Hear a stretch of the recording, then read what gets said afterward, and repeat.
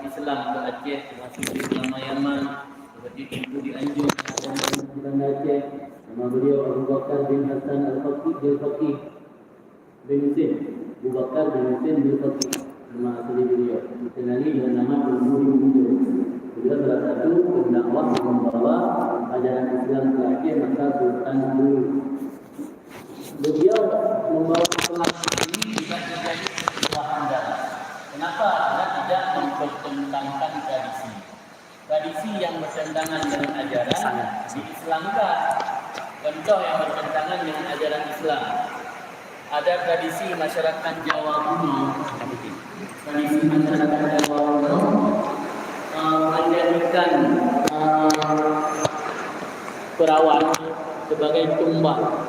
Karena mereka meyakini Gunung Merapi itu marah ketika tidak diberi tumbal.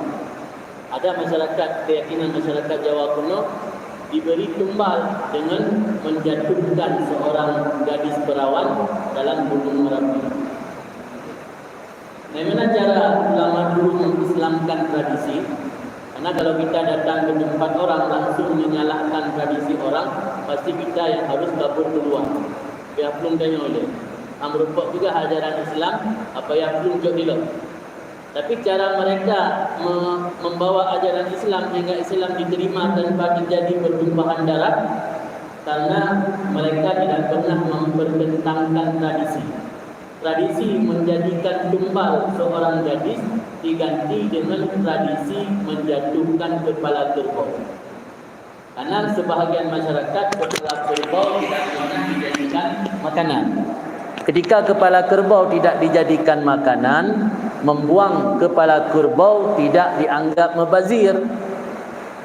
Karena na urang ada urang hana yang tebal. Ya hana baju cuma guke bulaiku nya hana baju lain mandung kulit je kukukut kupu yang na bak binatang mandung baju hana yang terbuang. Tapi ada sebahagian orang kepala kerbau itu dibuang. Karena kepala kerbau dibuang, maka membuang kepala kerbau tidak dianggap mubazir bagi masyarakat yang tidak sanggup menyantapnya. Maka merubah tradisi membuang gadis hidup yang masih perawan dengan tradisi membuang kepala kerbau. Itu namanya islamisasi tradisi. Jadi ketimbang ibah udung udip, manusia dibah. Kalau enggak ibah boleh kuburan dah. Ini contoh, masih banyak contoh yang lain. Ada juga tradisi di Jambi. 2 tahun yang lalu kami melakukan rihlah bersama Abu ke Jambi. Dicerita oleh ulama di Jambi, dahulu kami di sini yang membawa ajaran ke Jambi salah satu dari murid Tunku Syek Tanah Abai. Kata ulama tersebut, masyarakat Jambi dahulu gemar nyabung ayam, pemelet manuk. Sehingga ada ayam jantan yang menang taruhan, itu disebut ayam jantan Pariaman. Jadi bagaimana ketika murid Tunku Syek Tanah Abai tadi membawa ajaran Islam ke Jambi, mereka membeli 1 ekor ayam jantan yang kira-kira pemenang taruhan. Kemudian beliau bertarung dengan masyarakat. Ketika menang ayam beliau, masyarakat bertanya, apa resep, apa tips sehingga ayam anda menang selalu? Jawaban beliau, saya sebelum menyabung ayam mengucapkan asyhadu alla ilaha illallah wa asyhadu anna Muhammadar Rasulullah. Allahumma salli ala sayyidina Muhammad. Sehingga masyarakatnya tanpa sengaja semua sudah masuk Islam. Dalam kajian fikih, ketika satu tempat ada 2 mafsadah. Mana 2 mafsadah? Nyabung ayam mafsadah karena haram. Kufur, membiarkan diri dalam kekafiran, mafsadah juga lebih besar. Ketika bertemu atau bersatu 2 kerusakan pada satu tempat, ini yang dipertimbangkan adalah kerusakan yang paling besar. Siapa lebih rusak orang terus-menerus dalam kekafiran ketimbang dosa karena nyabung ayam, tapi dia muslim. Ini yang menjadi pertimbangan ulama Ahlussunnah wal Jamaah. Maka kenapa dalam sejarah tidak ada pertumpahan darah yang signifikan ketika ajaran Islam masuk ke Nusantara? Karena alhamdulillah yang membawa ajaran Islam adalah ulama-ulama yang santun, ulama-ulama yang bergaris tengah, bergaris moderat, sehingga Islam mudah diterima oleh masyarakat. Ini yang menjadi landasan kenapa tradisi-tradisi dalam Islam termasuk di Aceh tidak pernah dipersoalkan. Persoalan ada kegiatan misalnya mubadzir, kenduri turun sawah, kenduri diirigasi yang kegiatannya mubadzir atau menimbulkan perkara yang haram, itu saja yang dibetulkan. Itu saja yang diluruskan. Jadi jangan sampai mengharamkan kegiatan masyarakat secara umum. Itu maksud di sini mizanahu alal kitab wa sunnah awil uruf. Jadi patokannya ayat, hadis dan uruf, kebiasaan para ulama atau kebiasaan para masyarakat muslim. Karena uruf termasuk min jumlatis syariah. Dalam Al-Quran Allah berfirman, khudhil afwa wa'mur bil urfi. Ambillah sikap memberi maaf dan perintahlah dengan urfi, artinya dengan yang baik-baik. Wa'arid anil jahilin, dan berpalinglah pada orang-orang bodoh. Maka diketahuikan bahawa sungguh kaum, maksud kaum ini para salafus saleh atau para ulama sufi, la yaktafuna fi aqwalihim wa af'alihim, mereka tidak menganggap cukup pada ucapan dan perbuatan dengan semata-mata amal manusia saja dengan perbuatan tersebut. Artinya patokan mereka bukan orang dulu pernah berbuat, patokan mereka orang dulu pernah berkata, dikanyan patokan. Misalnya ho yang singit angin, tah yang le tengah urang pegah, yang dah pegah tanya. Tah yang le tengah urang pebut, yang dah pebut tanya. Sehingga dalam masyarakat kita sekarang cepat kali viral hal-hal yang tidak bermanfaat. Betul lagi contoh viral ucapan perwasariat. Tanya bambanya apa ucapan apa? Makali yang ana faedah, anu ada pun buat mana. Juga dalamnya nasid memangnya apa? Naik kengkelan nikmat mbak yang viral awal itu. Memangnya boleh, nah kan? Enam buku kah? Memangnya boleh, nah. Kena viral kata-kata, memangnya boleh. Lihat enam buku kah? Memangnya boleh. Ini contoh perkataan dan perbuatan yang tidak pernah mengukur apakah dalam agama nagyu ke natayan, hanya melihat amalun nas. Mana amalun nas perbuatan orang banyak. Urang kamu ke memang boleh. Hai tengok ikut 60 kah? Memang boleh li. Ya leso yang pun. Pokok je viral memang boleh yang. Di Aceh pindah viral je haba puan. Ya Aceh tak demenak baru Aceh kelak demenak. Yang Aceh yang baga viral haba-haba demenak.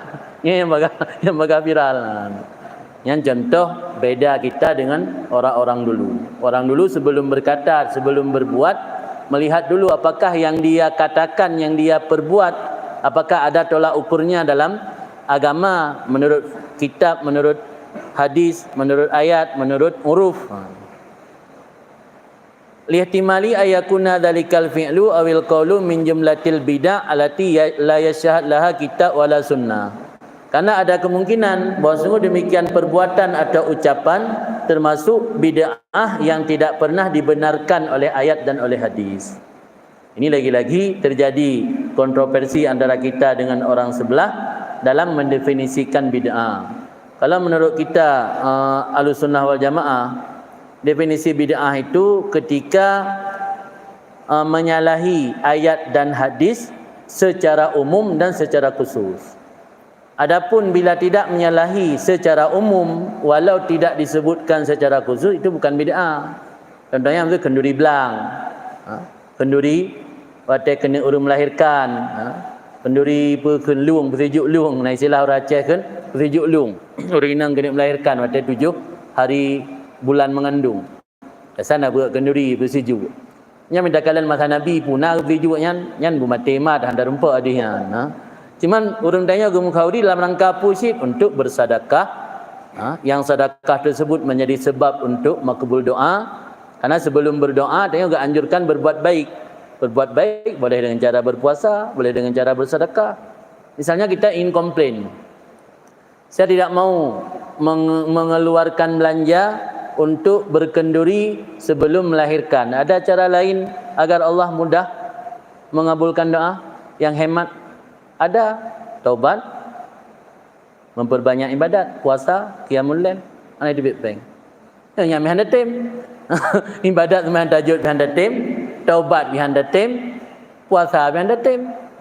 Bak sembahyang istisqa dalam kitab dianjurkan sebelum turun ke lapangan berpuasa 3 hari. Bersedekah, memperbanyak istighfar. Sebenarnya kalau kita mau ada cara yang lebih hemat.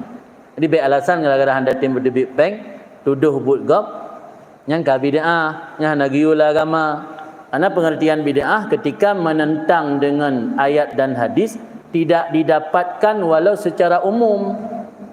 Adapun bersedekah secara umum dalam ayat dan dalam hadis. Bersedekah pada hari-hari tertentunya ni hana. Karena hana agak anjurkan menjelang kematian ataupun menjelang melahirkan bersedekah. Ya hana anjuran. Tapi orang yang berbuat seperti itu apakah salah menurut agama? Karena dia menjadikan sedekah tersebut sebagai salah satu asbab untuk mendapatkan keinginan dan untuk menolak mara bahaya. Ini yang menjadi alasan. Jadi pembahasan di sini berkaitan dengan bagaimana sikap salafus saleh dahulu sebelum melakukan perbuatan atau berkata satu ucapan, memikirkan dulu apakah dibenarkan menurut syariat. Itu garis secara besarnya. Kalau dibenarkan baru berkata dan baru berbuat. Kalau tidak dibenarkan, mereka menahan diri, tidak berbuat dan tidak berkata. Kemudian sabit dalam satu hadis disebutkan la taqumu sa'ah hatta tasira sunnah bid'ah. Tidak akan tegaklah hari kiamat, terjadi hari kiamat sehingga jadilah amalan sunnah itu menjadi bid'ah. Jadi hari kiamat baru tegak ketika orang sudah kabur, tidak mengetahui mana lagi yang bid'ah sesungguhnya, mana lagi yang sunnah sesungguhnya. Sehingga yang sunnah dikira bid'ah, yang bid'ah disangka sunnah. Fa idza turikal bid'ah, apabila ditinggalkan perbuatan bid'ah, orang akan berkata telah ditinggalkan sunnah. Jadi nyandum ka kabur hana merilai. Atau orang hana pupuk bid'ah itu dah yang buat sunnah hana ada pupuk le. Ada yang bid'ah memang kembali cok. Kam duka cak kembali cok kan. Wadzalika bahkan sampai timbul ungkapan telah ditinggalkan sunnah ketika bid'ah yang ditinggal litawarusil furu' al bid'ah an usulihim, karena telah mewarisi cabang-cabang bid'ah daripada pokok-pokoknya. Di bid'ah kan mengakar kai mana ke matace. Bid'ah kai mana katruk ba uku-uku je ke deh. Kan mengakar ke mana-mana sehingga orang tidak lagi mengenali mana yang bid'ah, mana yang sunnah. Falamma tala zamanul amal bil bid'ah, tak kala lama masa beramal manusia atau masyarakat dengan amal bid'ah, dhannan nas, disangka oleh masyarakat bahawa sungguh bid'ah itu sunnah dari apa-apa yang telah dilakukan oleh Rasulullah SAW. Karena katrip tak orang mengamalkan bid'ah, disangka dia orang kamu warisi dari nek-nek dekon, dari nek-nek kon kalau melahir tanya inan ka biasa ge amalkan perbuatan yang menentang dengan agama, sehingga dipikir oleh anak, dipikir oleh cucu, dipikir oleh cat-cat keturunannya bahawa nyan ke sunnah, padahal nyan kan sunnah. Wa minal qaumi, dan sebahagian daripada kaum itu ada satu kelompok apabila mereka tidak mendapati bagi demikian amal akan sebuah dalil daripada sunnah Nabi yang tetap dalam kitab-kitab syariat, mereka akan menghadapkan dengan hati mereka itu kepada Nabi sallallahu alaihi wasallam. Nyo salah sabuh tarikah yang diamalkan oleh orang sufi yang mendawamkan salawat kepada Nabi. Yang memang kelihatan kedengaran ji aneh, tapi nya kenyataan nya orang ka biasa gemladamah dengan salawat. Orang yang ka biasa gemladamah salawat nya biasa sering hadir Rasul dalam mimpi. Karena apa yang sering diingat akan terbawa mimpi. Orang yang bermimpi Rasulullah nah hadis bahwa asyaitan la yatamassalu bi ke Nabi. Syaitan tidak bisa menyerupai diri denganku. Maka faman ra'ani fil manam faqad ra'ani fil yaqdah. Siapa yang bermimpi aku dalam tidur, maka dia bermimpi melihat aku dalam jaga. Artinya janji dari Nabi bahawa syaitan tidak bisa menyerupai Nabi dalam mimpi secara urang. Maka ada sebahagian kelompok, bila mereka tidak menemukan satu dalil pembenaran terhadap amal mereka dalam kitab-kitab syariat, mereka akan bertawajuh, tawajuh konsentrasi, berkonsentrasi untuk dengan hati. Maksud konsentrasi di sini maksudnya dengan hati kepada Nabi. Apabila hadir mereka itu di hadapan Nabi, mereka akan bertanya kepada Nabi dan beramal dengan apa yang Nabi berkata untuk mereka.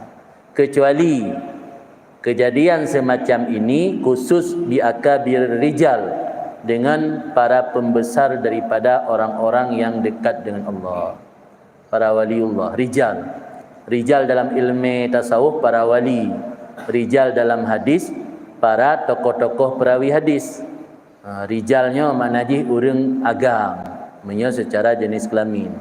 Tapi urang agam dalam bidang akhlak tasawuf yang para wali. Yang orang Aceh sibak agam yang jalan demenak. Yang jalan-jalan demenaknya langsung je bak TikTok sibak agam. Maksudnya urang sibak agam dalam tasawuf yang para wali. Akan akabir rijal.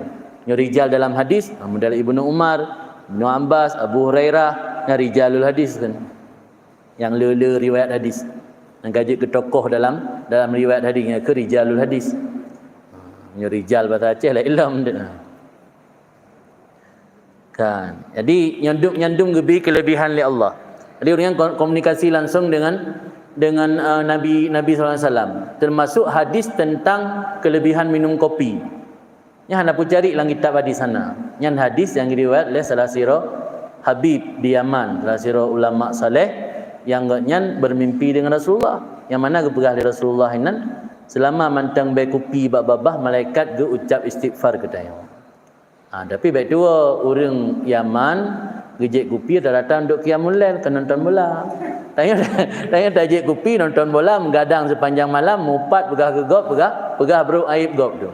Ya mungkin istighfar malaikat ke kutuk tu kau istighfar. Ni payakalan le sebab gejek kopi untuk pu. Orang yang sebab gejek kopi untuk ke bergadang ke ibadat. Nya indakalan tradisi orang-orang di Yaman. Je tayang mbak alumni Yaman. Orang yang gejek kopi pikan lagi model tanya. Kopi orang biasa hana gelu, hana gongseng. Kopi mentang bun, mentang anak kopi yang gekap lagi tanya baju kacang. Dia hana gongseng hitam lagi kopi tanya. Jadi maka gelempol salah sirah habibnya Nabi riwayat gepegah bagaknya malaikat ge ucap istighfar ketika bau kopi mentang terasa bak mulu. Yang termasuk hana dalam kitab hadis. Yang lah orang yang hadir di depan Rasulullah, naik dalam jaga, naik dalam mimpi, kita bayang langsung pada Rasulullah. Termasuk nak cerita dalam Imam Sayuti. Imam Sayuti ketika ragu sebuah hadis apakah sahih, apakah dhaif, nya juga beliau sering bertanya langsung kepada Rasulullah. Ini boleh dipercaya, boleh tidak, karena hanya orang-orang tertentu yang mengalaminya. Katanya hana, memang terdengar aneh kan? Banjara ya. Yang mendengar oleh sebagai orang hana yakin, pasti akan dituduh yang puha ba kurafat, ya pegah tata hana, ya pegah bacetlah cet langit. Kita tak kira bacet langit, memandum sesuatu yang tidak bisa dibenarkan akal ke mandum khayalan. Umi'rid Nabi pi pada pegah yang khayalan. Karena karamah-karamah yang memang sesuatu yang menyalahi dengan kebiasaan, nah mungkin dibenarkan oleh logika. Fa'ingkila jika ada yang bertanya, fahal li sahib hadzal makam ayya'muran nas bima amarahu bihi Rasulullah? Ini jawaban kita ni. Nah kan sering pertanyaan lewatnya. Nah yang mamanya nah yang viral di media so, Muhammad Kasim, mana nah? Yang pegah tentang mimpi pesanan Rasulullah Muhammad Kasim. Dari Pakistan lah. Itu akan lelah muka natruk Muhammad Kasim la ilam kadang. Akan yang ni sampai menjelang kiamat pasti akan ada orang yang menuduh diri, mendakwa diri Imam Mahdi, mendakwa diri pernah bermimpi Rasulullah, mendakwa diri membawa wasiat Rasulullah, macam-macam dia akan teruk. Dia mengandai pegangan. Malamnya tabu kitabnya untuk mengandai pegangan dan ada teruk atayan. Bukan satu mustahil seseorang bermimpi dan bertanya kepada Rasulullah. Itu sudah okey. Bukan hal yang mustahil.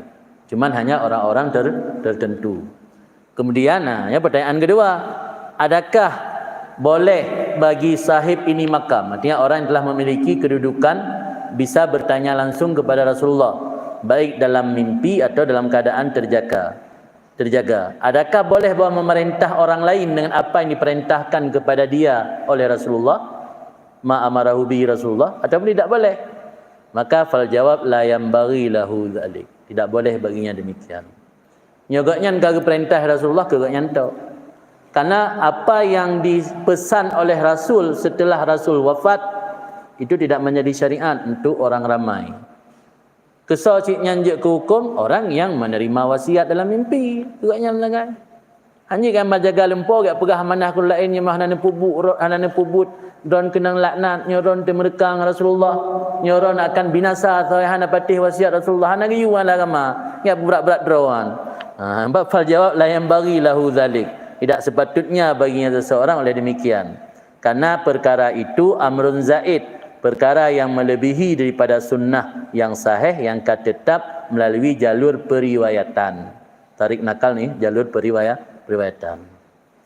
Nya ada tuk lalempor yang dalam periwayatan ulama naga pegah di Rasul yang mentau dip ya kalau Rasul berpindah alam yang hana ge pegah nya mati atas lebih jid amai jid hana untuk perintah agapnya yang lebih umnya orang lain diyakini beliau Tanisha dalam fikir Aceh pesisir. Kalau orang lain meyakini sebagaimana yang diyakini oleh si pemimpi itu tafadhal, silakan mengamalkannya. Yang tidak boleh memaksa orang lain menganggap apa yang dipesan oleh Rasul dalam mimpi itu sebuah kewajiban atau hukum taklif. Itu tidak dibolehkan. Sehingga menganggap masyarakat yang tidak mengamalkan wasiat Rasulullah yang dimimpikan oleh orang tersebut sebagai kaum yang terlaknat, kaum yang binasa. Ini yang tidak dibenarkan dalam agama. Karena apa yang disampaikan Rasul kepada orang tersebut dalam mimpi dianggap perkara yang melebihi daripada apa yang sudah termaktub dalam hadis-hadis sahih yang melalui jalur periwayatan. Tadi anggapnya amrun zaid.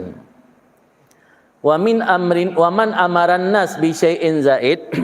Siapapun yang memerintah masyarakat dengan sesuatu yang melebihi dari apa yang telah tetap melalui jalur periwayatan, maka orang tersebut telah memaksa manusia syatata. Makna syatata iaitu melakukan sesuatu yang melampaui batas. Berarti kita yang memaksa orang untuk mengikuti isi mimpi kita, berarti memerintah orang untuk melakukan sesuatu yang melampaui batas.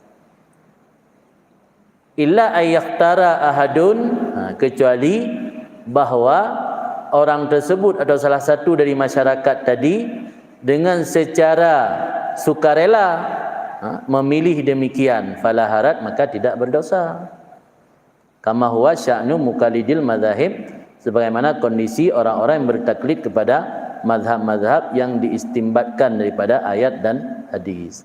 Kita mengikuti hasil ijtihad Imam Syafi'i, hasil ijtihad Imam Malik, hasil ijtihad Imam Nu'man bin Sabit atau Abu Hanifah, hasil ijtihad Ahmad bin Hanbal. Itu maka tidak mengapa, karena kita belum punya kemampuan untuk mengeksplorasi langsung hukum dari ayat dan hadis. Sama juga seperti orang yang ingin beramal lebih atau mengikuti pesan-pesan Rasul dalam mimpi orang lain, silakan. Yang tidak boleh memaksa orang. Tidak boleh mentang-mentang kita barusan tadi malam mimpi Rasulullah ada wasiat beberapa perkara untuk kita, besok langsung kita khutbah di masjid, kita buat pengumuman untuk masyarakat yang ada warga di sekitar sini untuk wajib mengikuti pesan-pesan Rasul tersebut. Itu yang tidak dibenarkan. Ketika kita menceritakan kepada orang lain isi mimpi kita, kalau ada manfaat boleh. Karena salah satu nikmat adalah bermimpi Rasulullah. Wa amma bi ni'mati rabbika fahaddits. Nikmat Tuhan, Allah perintahkan kita untuk menceritakan kepada orang lain. Salah satu nikmat adalah bermimpi Rasulullah. Karena kata ulama, orang yang bermimpi Rasulullah ketika masih hidup itu salah satu jaminan bahawa dia akan mati husnul khatimah. Jadi menceritakan nikmat tersebut, ceritakan hana manfaat setelah macam-macam tu berkata kosong, omong kosong, itu enggak ada manfaat menceritakan. Setelah kita ceritakan ada manfaat, membuat orang tersadar, membuat orang ingin melakukan kebaikan-kebaikan, sebagaimana kita memimpikan Rasul, dia juga ingin bermimpi Rasul, bagaimana melanggengkan salawat terus-menerus kepada Rasulullah, itu ada manfaat menceritakan. Jadi kalau tidak ada manfaat, enggak usah diceritakan. Waqad kana salafus saleh, dan adalah para salafus saleh dahulu, yahisun, mereka memotivasi orang-orang, lebih-lebih lagi murid mereka, untuk mengikat diri dengan ayat dan hadis dan menjauhi perbuatan bid'ah dan membuat aturan yang ketat fi dzalika, pada demikian. Jadi dahulu sangat besar ajakan ataupun motivasi untuk supaya kita tidak lepas daripada kitab dan sunnah dan menjauhi bid'ah dan memberi hukuman atau teguran yang ketat orang-orang yang melakukan perbuatan bid'ah. Sehingga ada cerita di sini bahawa sungguh Amirul Mukminin Umar bin Khattab rubbama kana yahimu bil amri wa ya'zam alih. Terkadang-kadang beliau pernah bercita-cita dengan satu perkara dan bertekad untuk memerintahkan perkara tersebut. Kemudian lantas ada sebahagian masyarakat berkata Rasulullah tidak pernah memperbuat demikian dan tidak pernah memerintahkan demikian. Maka Sayyidina Umar menarik diri daripada apa yang sudah dia tekadkan untuk melakukannya. Dia khalifah dahulu, iaitu Umar bin Khattab, pernah ingin punya rencana ataupun planning untuk menetapkan satu perkara kepada masyarakat. Ada yang protes bahawa bukannya, maka beliau menarik diri. Sekarang yang menuding bid'ah, apa istilahnya? Apa istilahnya? Kembali kepada ayat dan hadis.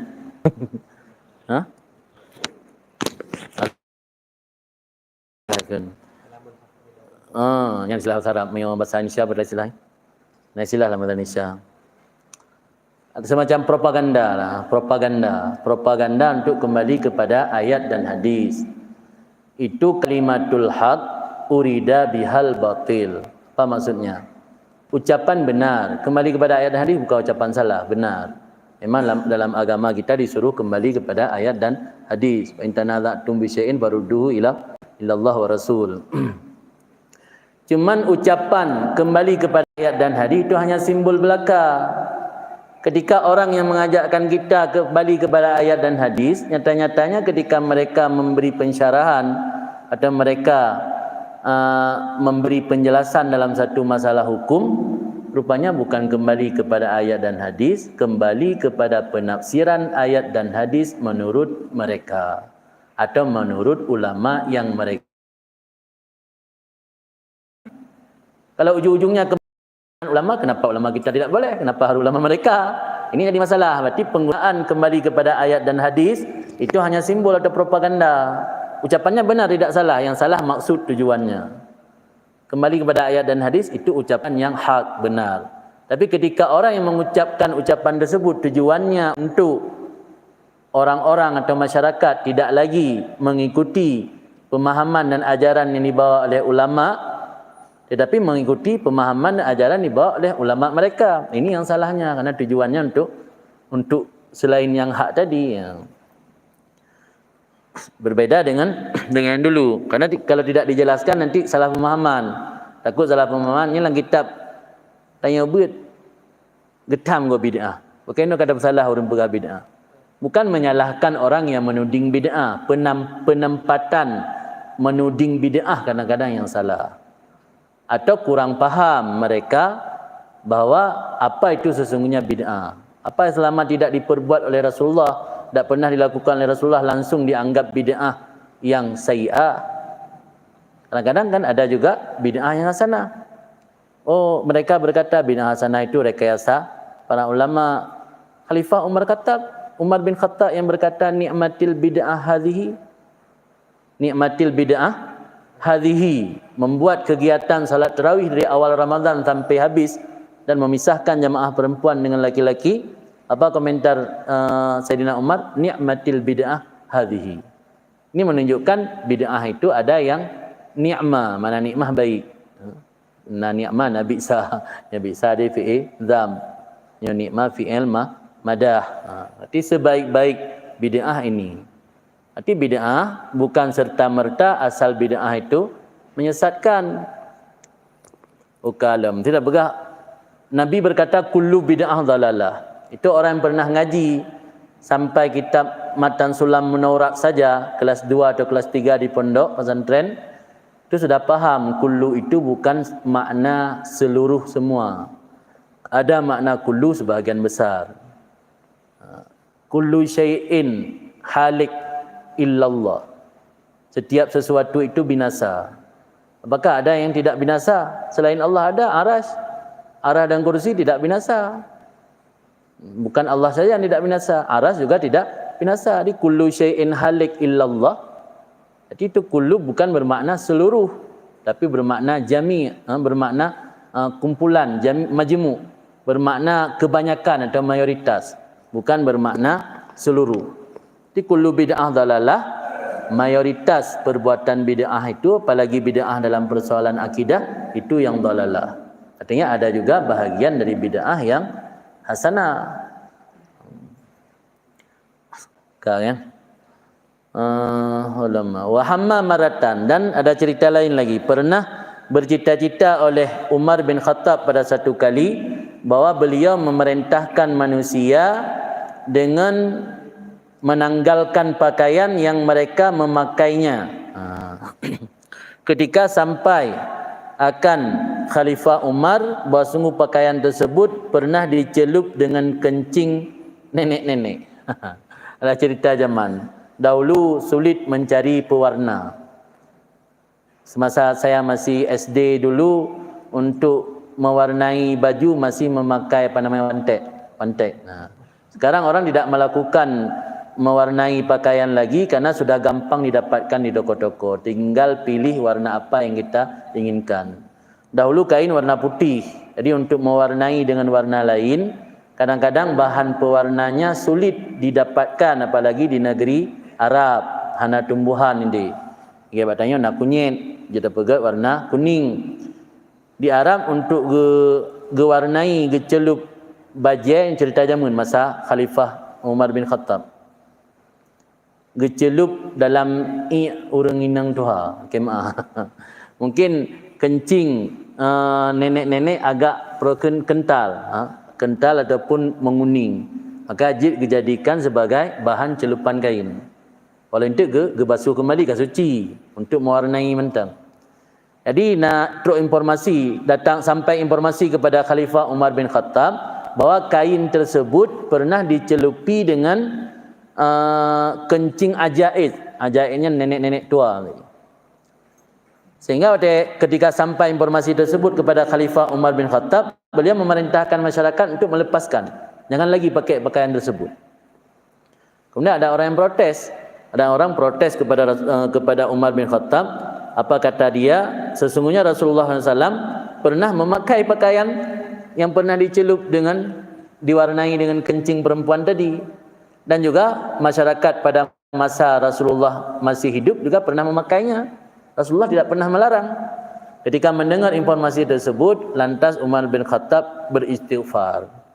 Beliau istighfar dan beliau mencabut ucapan tadi atau perintah tadi. Dan berkata dalam hatinya, laukana, seandainya tidak memakai pakaian dicelup dengan kencing perempuan tadi termasuk bahagian daripada war'a, sungguh tidak memakai akannya oleh Nabi SAW. Nabi saja memakai pakaian tersebut padahal sudah masyhur diwarnai dengan kencing. Berarti ini menunjukkan salah satu sikap war'a. Kenapa harus seorang Umar bin Khattab melarang masyarakat? Rasulullah tidak pernah melarangnya.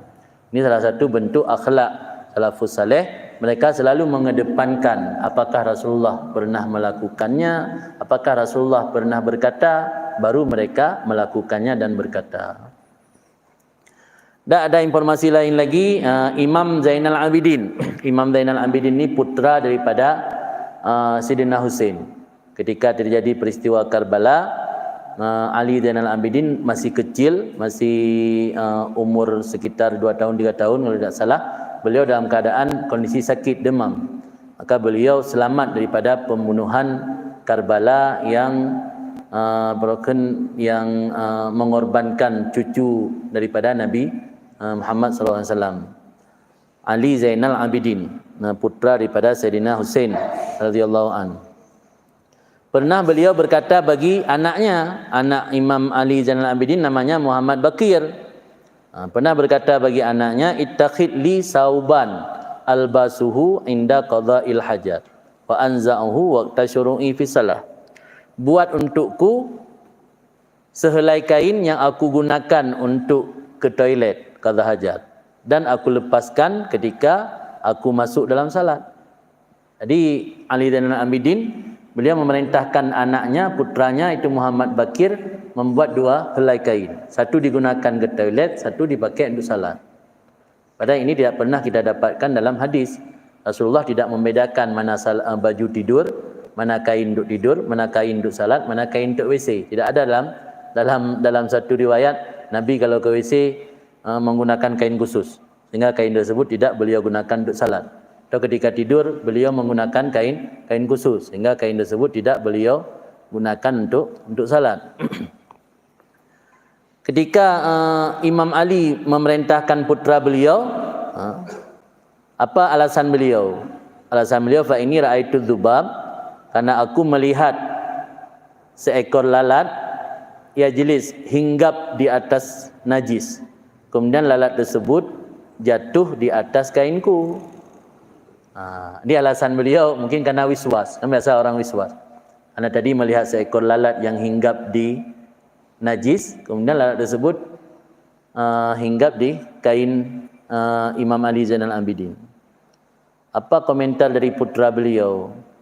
Maka berkata baginya oleh anaknya, illam yakun li Rasulullah illa saubun wahid di salatih wa khala'ih.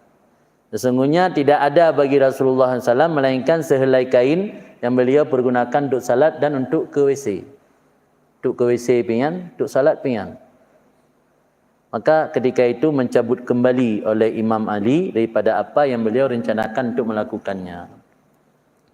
Ini salah satu bentuk akhlak salafus saleh. Ketika beliau mendapat informasi yang valid bahawa Rasulullah tidak pernah melakukan hal tersebut, mereka mengurungkan niat untuk melakukan hal tersebut.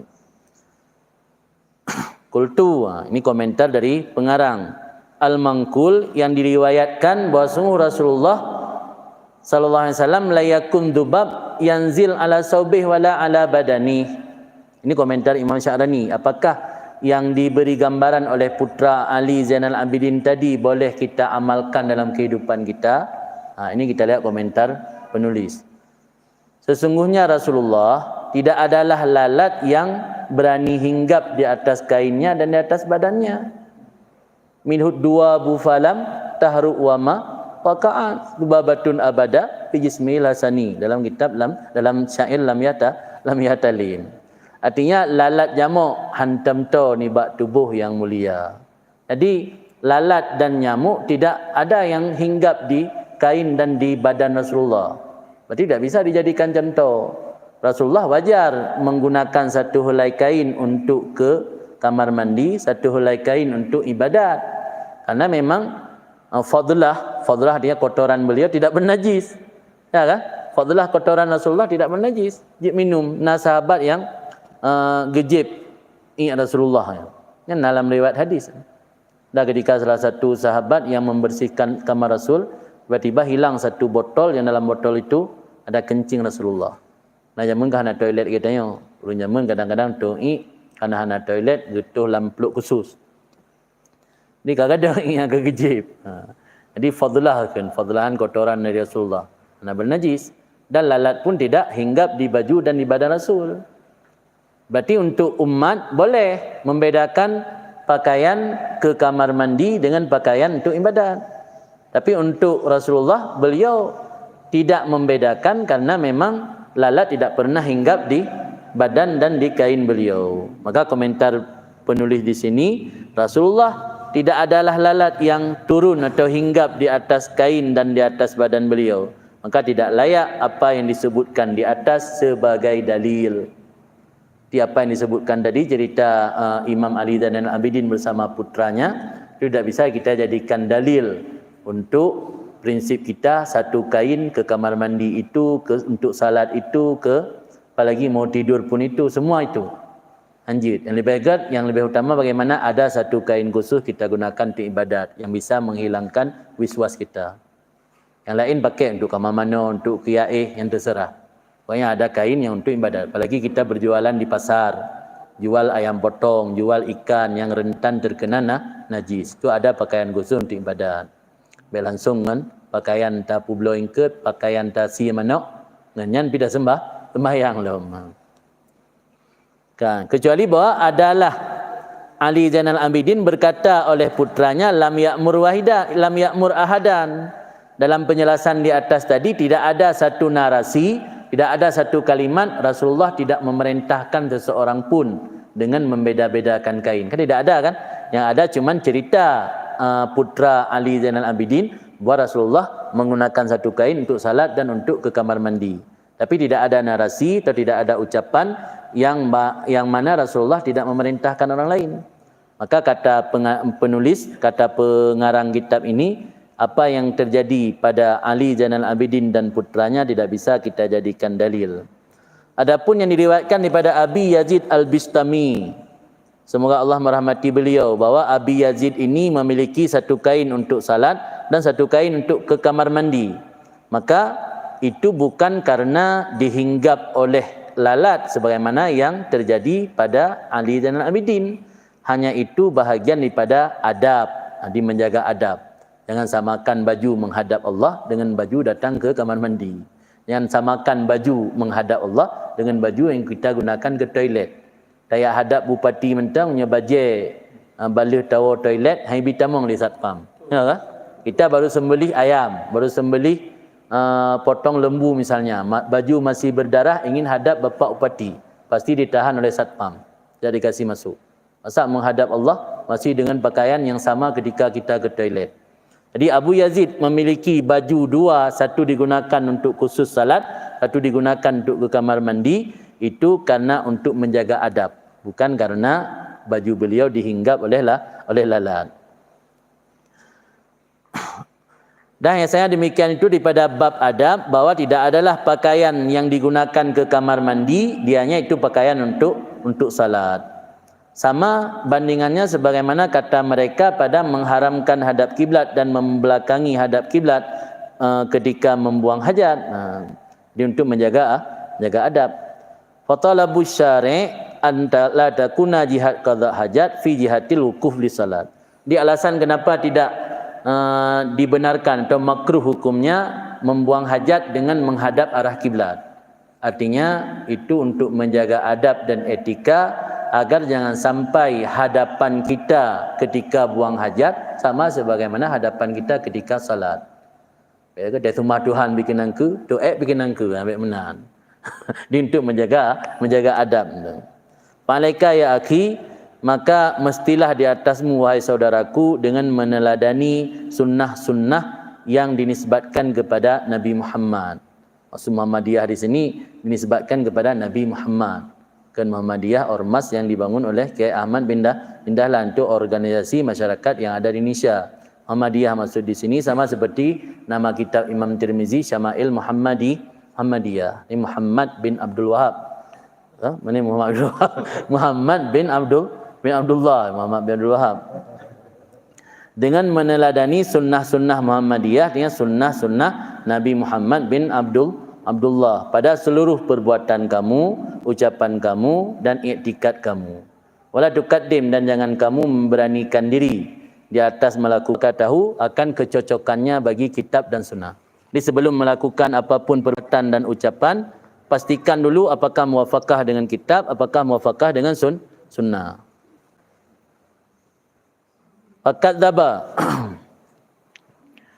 Fakadzaba, maka sungguh telah berdusta, wallahi demi Allah, wa iftara, dan mengada-ngada orang yang berkata inna tariqal qaumi bid'atun.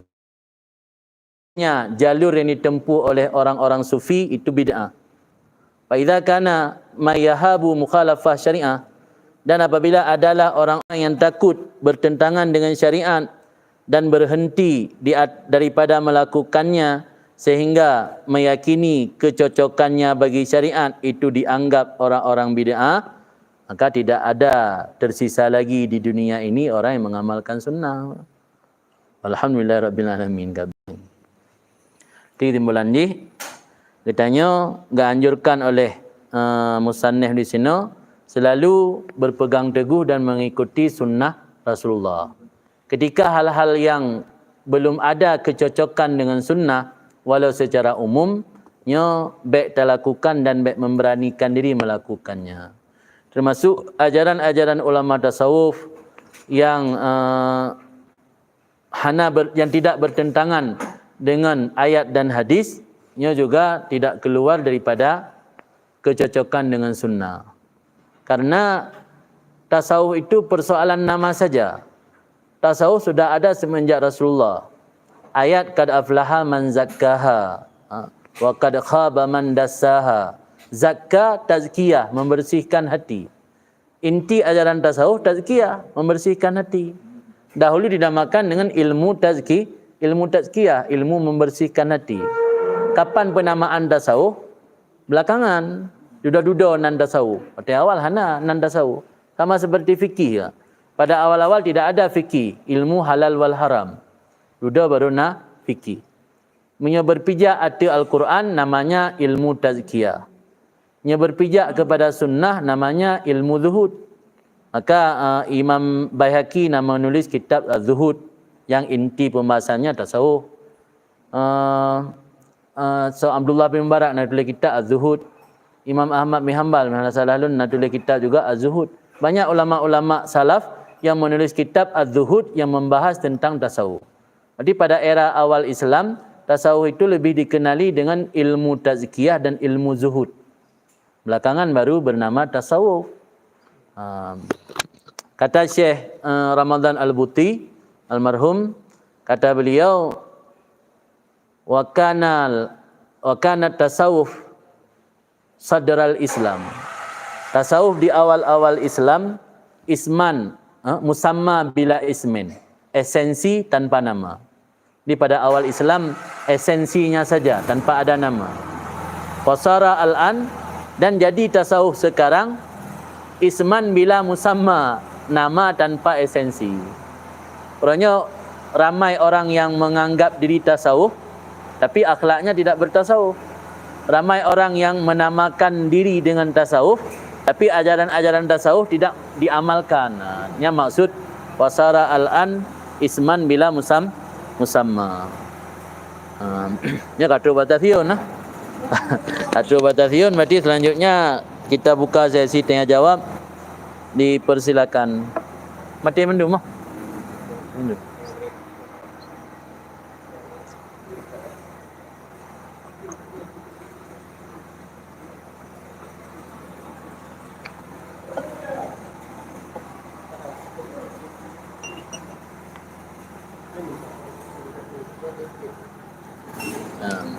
Alhamdulillah.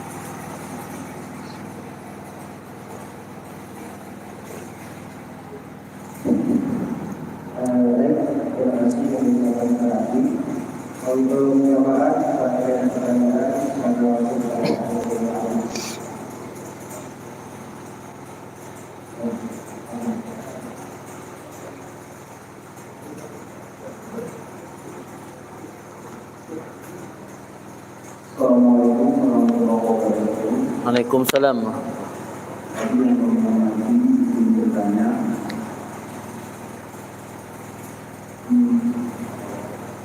Apakah berdosa bagi seseorang yang mendahulukan fardu ain dan mendahulukan amalan sunnah daripada fardu ain? Sebenarnya ini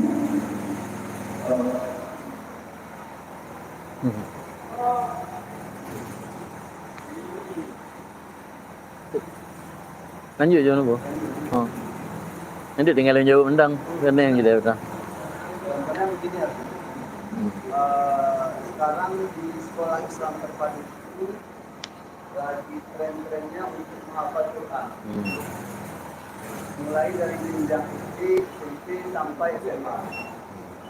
Nah, bagi anak-anak yang masuk itu lebih fokus pembelajarannya ke hafalan Qurannya, sedangkan itu hal yang harusnya wajib dia pelajari dia tinggalkan. Apakah dengan sebab dia dahulukan menghafal Quran? Ya, nak lah nak apa? Kena hai tu nah. Kau yang pertanyaan dah faham.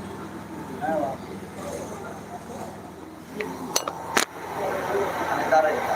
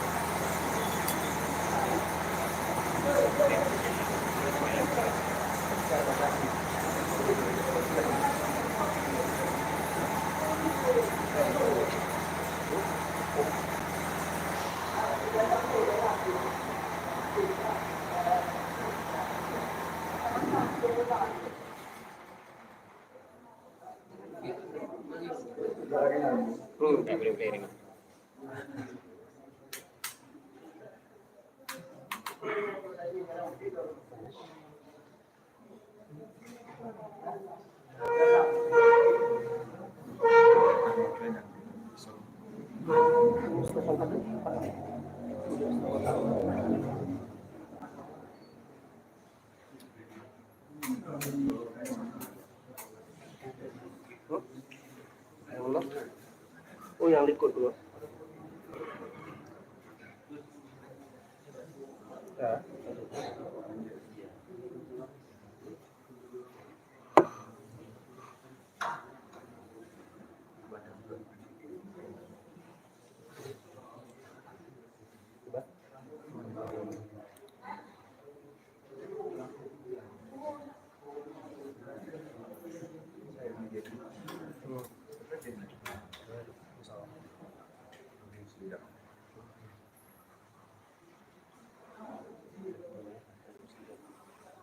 Ini lampu otomatis.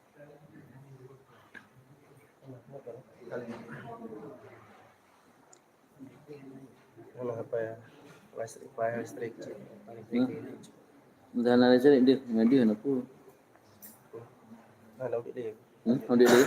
Lanjut. Mesti long dumna long tu dia. Dia.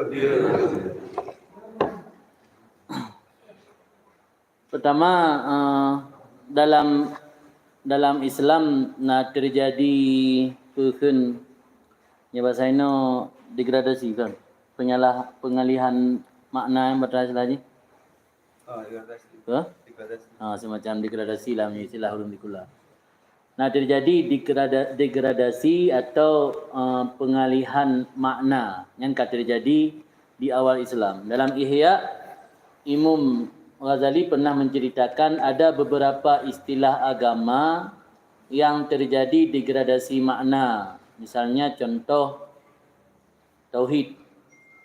Tauhid pada masa era-era awal Islam itu dimaksudkan orang bertauhid, orang yang dalam kondisi hidup dia sudah menjadikan Allah yang satu. Maknanya ketika dia menghadapi persoalan pelik, persoalan senang, semua dia merasakan itu Allah yang memberikan.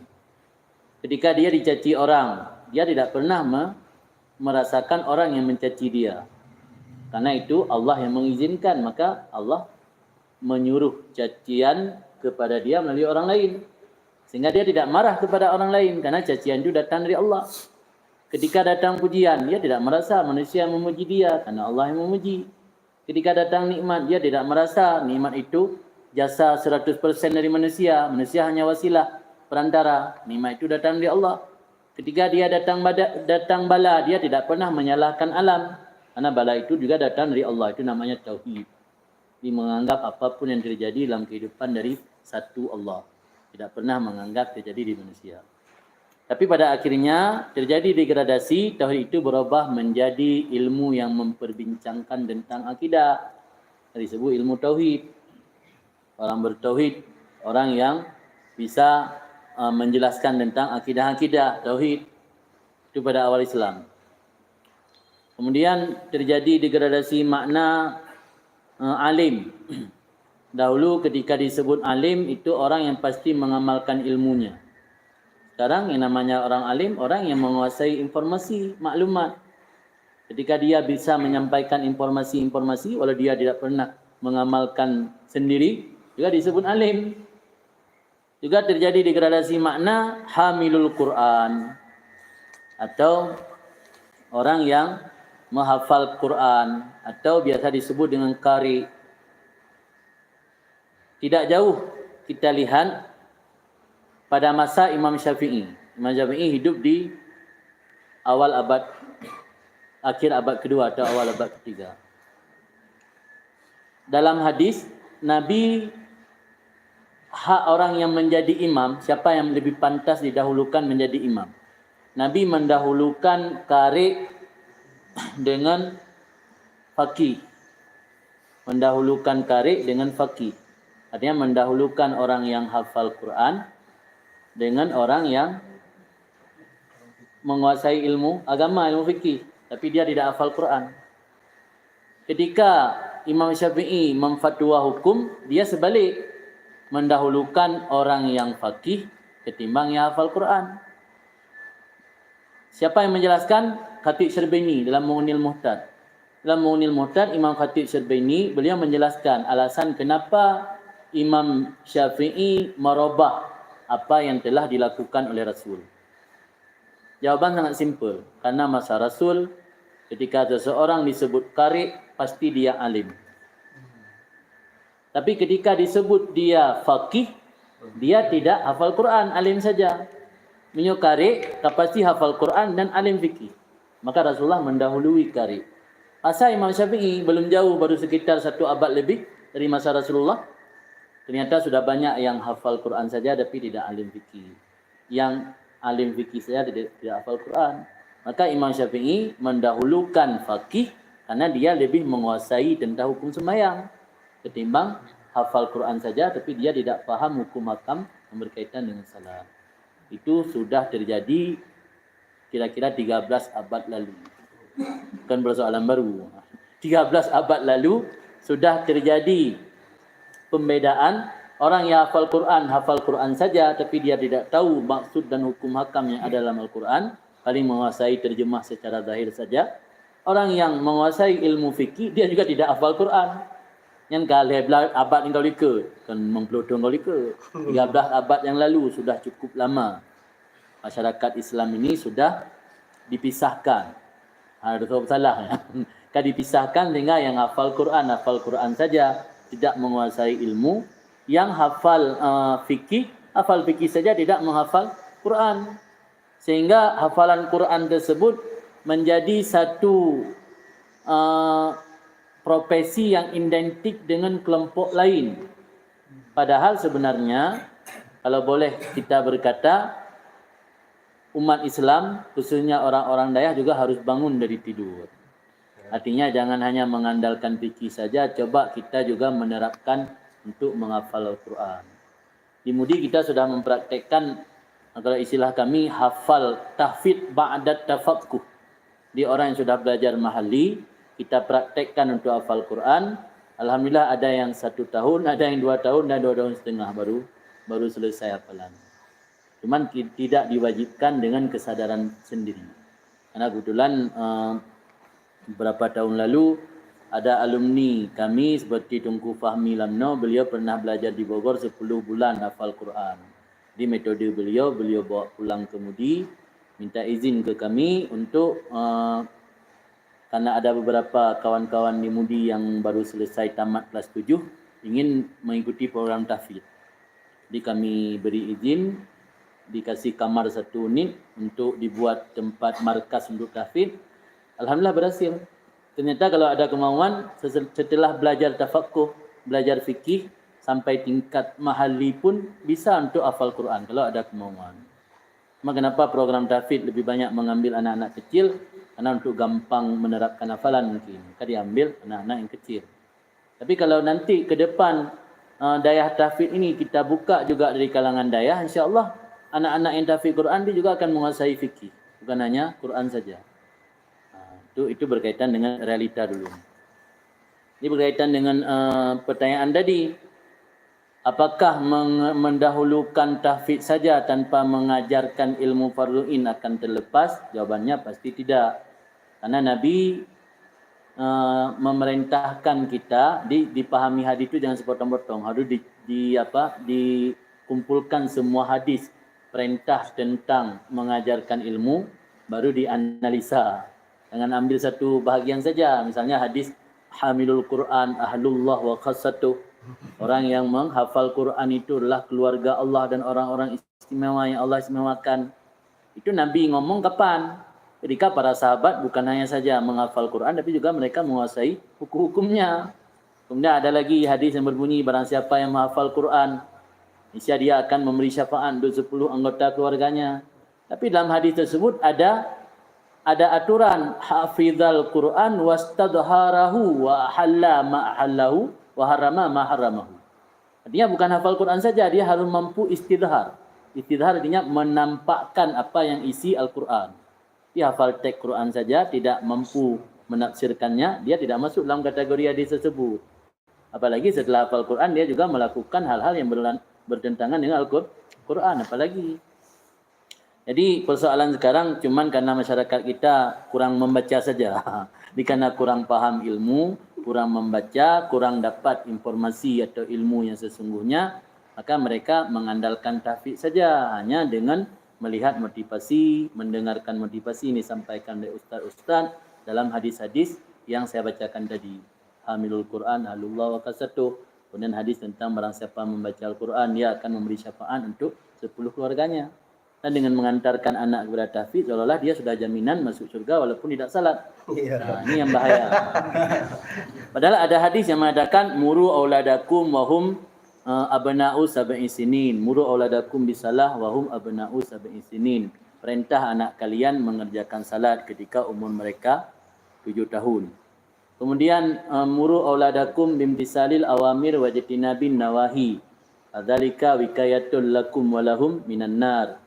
Perintah anak kalian menjunjung tinggi perintah Allah, menjauhi larangannya, ini demikian itu menjadi perisai, penjaga, benteng bagi kamu dan bagi kalian daripada api neraka. Kira-kira makna dari hadis ini apa bukan belajar ilmu fikih? Karena ilmu fikih itu pada awal Islam dikenal dengan ilmu halal wal haram. Nabi perintah, muru auladakum bimtisalil awamir wajtinabin nawahi. Yang ada buku ilmu fikih, turi kenal dia mana yang awamir, mana yang nawahi. Apakah bisa dipahami mana yang nawahi, mana yang awamir dari Al-Quran langsung?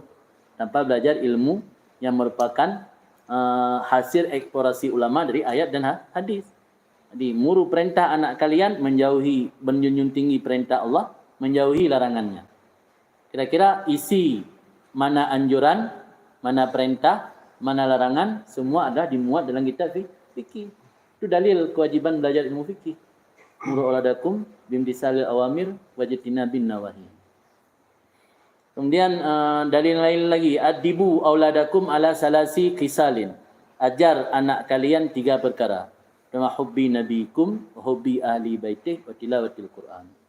Mencintai Nabi, mencintai keluarga Nabi, dan juga belajar Al-Quran. Ini dalil kewajiban untuk memperkenalkan Rasul. Adakah kita pernah memperkenalkan siapa Rasul, menceritakan cerita-cerita yang dapat menumbuhkan rasa cinta anak kita kepada Rasulullah? Atau hanya mengandalkan tahfidz saja? Dijawab masing-masing.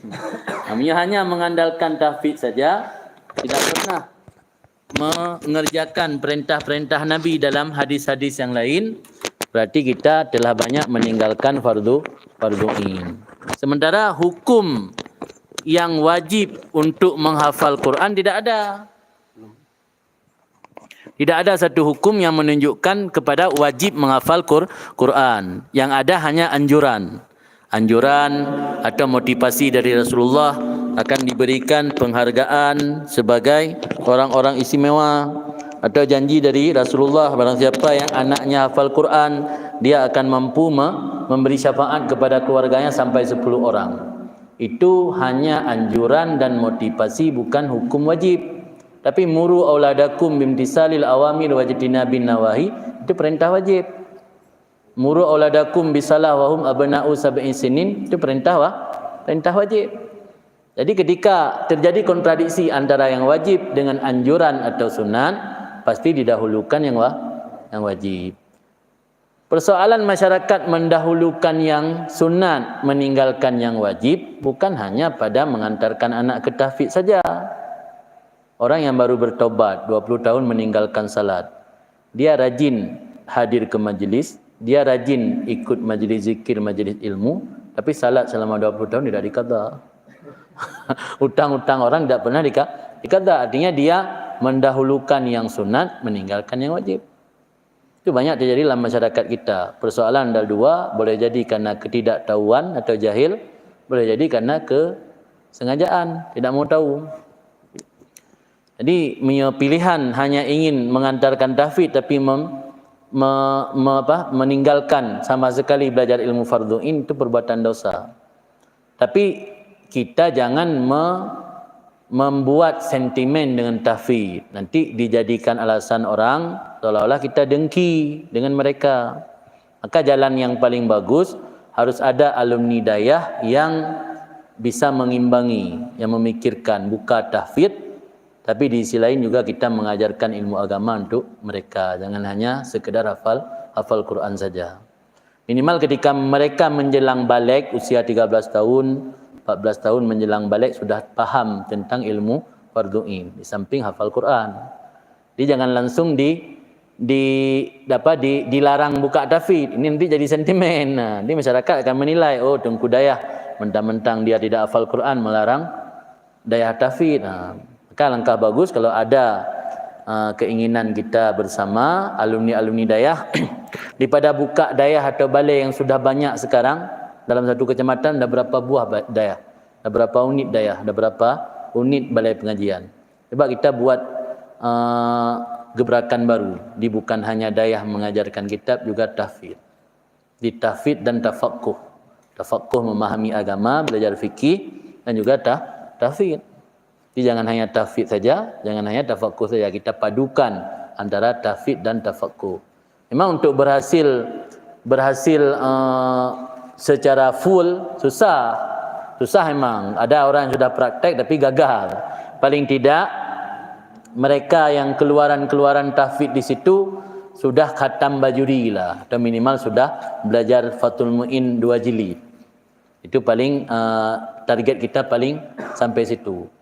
Kalau ibu bapa misalnya mau target hafal Quran dan dia sanggup belajar mahali, sanggup mengajarkannya, itu bain memang jauh, agak mustahil. Karena sudah banyak yang mempraktekkan ternyata gagal.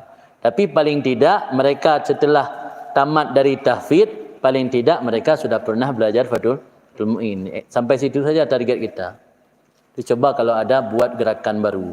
Misalnya di Aceh Tengah, kalau mungkin di Aceh Pesisir masih bisa kita katakan kurang laku kalau untuk tahfidz. Nah di sana masih mengandalkan orang yang benar-benar alumni dayah. Tapi kalau di daerah seperti Aceh Tengah, Gaya Luwes dan Kuta Canek, mungkin tahfidz lebih populer. Jadi kita buat tahfidz.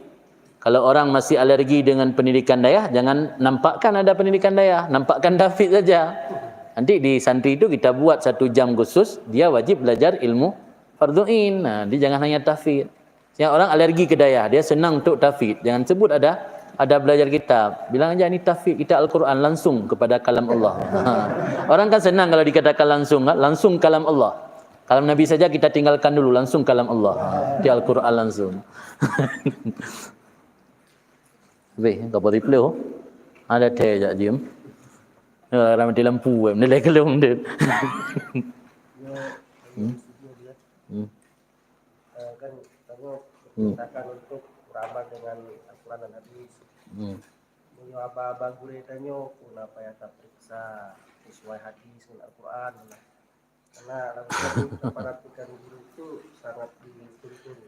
Salah satu kerancuan dalam masyarakat kita sekarang fanatisme.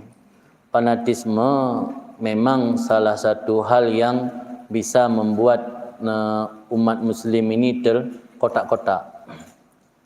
Sebenarnya kita yang menjadikan di atas segala-galanya adalah kebenaran. A'rifil haqqa ta'rif ahla. Kenali dulu kebenaran, engkau akan mengenali siapa orang benar. La ta'rifil haqqa birrijal. Jangan engkau kenali kebenaran dengan sebab ketokohan seseorang. Jadi fanatisme atau ta'assub itu satu hal yang sangat memberi pengaruh besar untuk umat Islam terpecah belah. Dalam ajaran agama kita yang diperintahkan ta'assub untuk kebenaran al-haq, bukan personalitas guru. Itu sama juga seperti cerita tadi. Orang yang bermimpi Rasul mewasiatkan pesan-pesan tertentu kepada orang tersebut, itu amal untuk pribadi dia. Gurunya mewasiatkan untuk muridnya satu pesan-pesan khusus, amal untuk pribadi si murid. Jangan memaksa orang sekampung untuk mengamalkan apa yang diperintahkan gurunya. Untuk amaliyah orang sekampung kita jadikan patokan secara umum. Misalnya di Aceh, ajaran Islam menurut Ahlussunnah wal Jamaah, itu yang kita jadikan di atas. Kemudian untuk patokan wasiat guru kita lihat bertentangan tidak dengan ajaran Ahlussunnah. Kalau tidak bertentangan, kita jangan bawa nama guru, bawa nama atas nama ajaran Ahlussunnah wal Jamaah. Kalau pesan guru kami di sana dari almarhum Abun Tanjungan dulu, ketika beliau masih hidup, beliau selalu berpesan jangan bawa gure dalam dalam kantong baju. Artinya sikit-sikit berdalih perintah gure, perintah guru, sikit-sikit berdalih amanah guru. Itu istilahnya jangan bawa guru dalam kantong. Tapi cari narasi atau ibarat-ibarat dalam kitab, redaksi dalam kitab ada yang tertulis seperti yang guru kita sampaikan.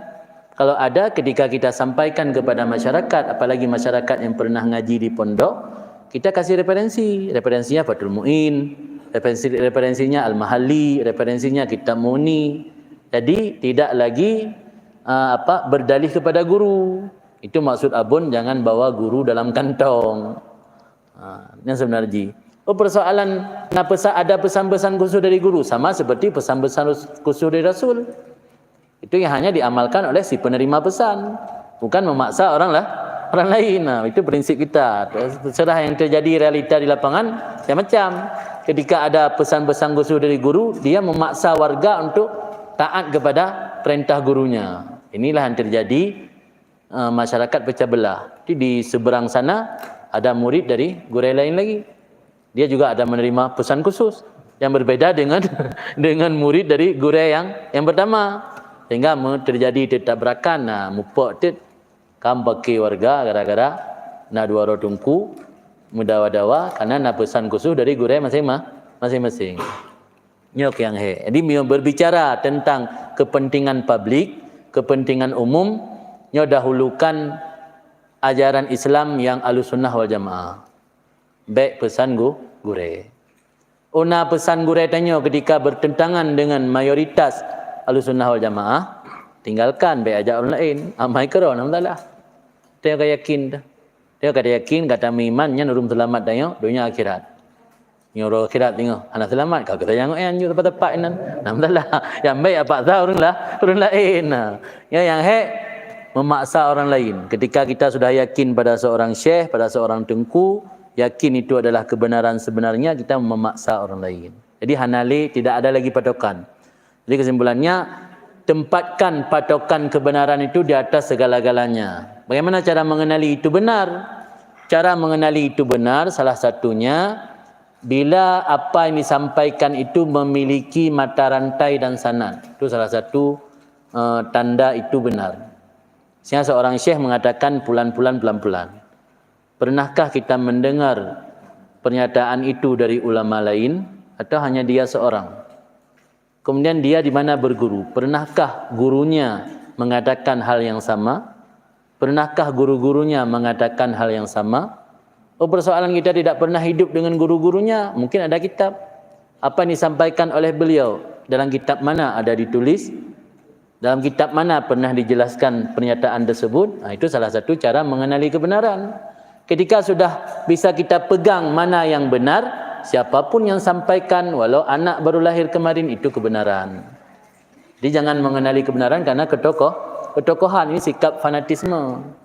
Dalam agama tidak dibenarkan juga fanatisme berlebihan.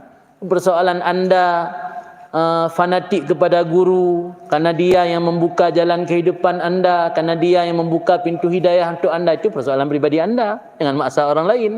Sama seperti orang yang menerima wasiat dari Rasulullah. Jelas kan? Dari Rasulullah mentang ini hanya paksa orang lain. Ulam dari gureh kan pembawa syariat. Yang Nabi mentang pembawa syariat, hanjit tak paksa orang lain. Ulam hanya amanah gureh. Ini netral lembu, hanadang sebelah sahur. Ini lo aki netral. Apa yang saya sampaikan malam ini netral. Ana memihak kemudi, ana memihak ke redih reno ana. Lagi garis pegah. Dak kenang ro biji anapu.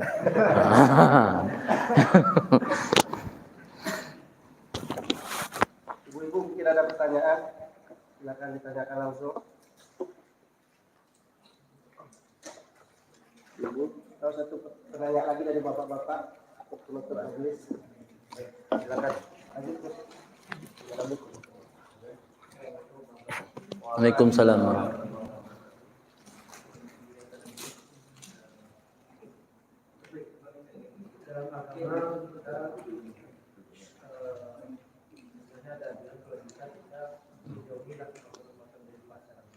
Makan riba. Oh, makanan bebas. Syubhat. Sebenarnya makan di pasar ini dia sejauh mana dia tinjauannya kita bayar waktu.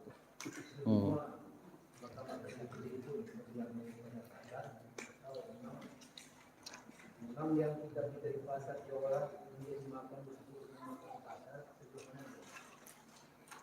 Yang kedua sedikit masih itu satu masalah bermanfaat. Kalau kami yang bermukim di tengah ini masalah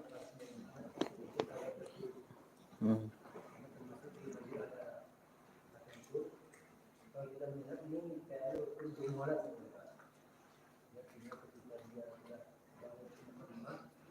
sudah hukum. Ya. Jadi sebenarnya kalau kita lihat secara hukum apakah ada yang terlalu susah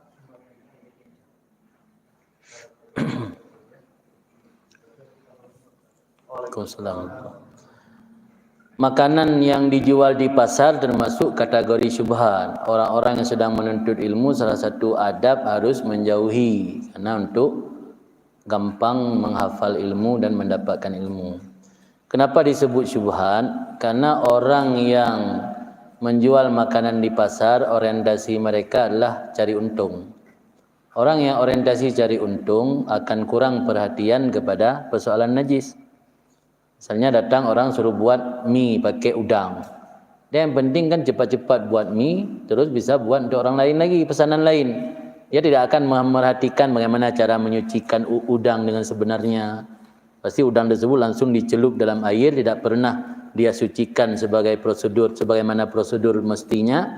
Langsung dicincang, langsung dimasakkan bersama mie. Karena ingin cepat-cepat selesai agar dia bisa buat order yang lain. Ini salah satu contoh kenapa disebut syubhat. Syubhat itu makanan yang tidak diyakini kehalalannya secara pasti, itu namanya syubhat. Kalau diyakini halal, namanya halal. Diyakini haram, namanya haram. Yang samar-samar, al-halalu bainon, wal haramu bainon, wa bainahuma umurun mutasyabihat. Itu hadis. Yang halal jelas, yang haram jelas, yang tidak jelas samar-samar, itulah perkara syubhat. Dalam ajaran Islam, salah satu rahmat Allah tidak mengharamkan yang syubhat. Andainya yang syubhat itu diharamkan, orang kalau mau makan nasi harus nanam dulu. Tunggu 4 bulan kemudian setelah potong panen baru makan. Jadi syubhat, ketidakjelasan halal dan haram itu namanya syubhat.